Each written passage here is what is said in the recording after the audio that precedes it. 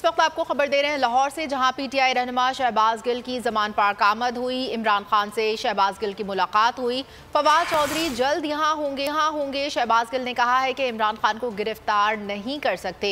अहम खबर दे रहे हैं इस वक्त आपको जमान पार्क से, जहां पर लाहौर में इमरान खान से शहबाज गिल की मुलाकात हुई है और जमान पार्क में उनकी आमद हुई है। इमरान खान से शहबाज गिल की मुलाकात हुई है। फवाद चौधरी जल्द यहाँ होंगे, शहबाज गिल ने कहा, और इमरान खान को गिरफ्तार नहीं कर सकते, ये भी शहबाज गिल ने कहा है।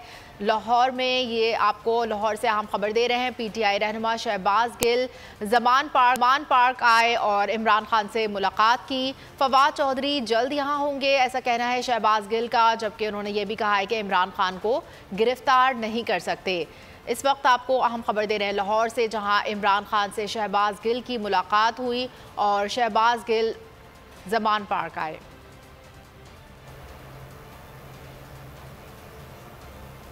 लाहौर के बाद शहर कायद से अहम खबर शामिल करें। कराची के इलाके मलीर में पाकिस्तान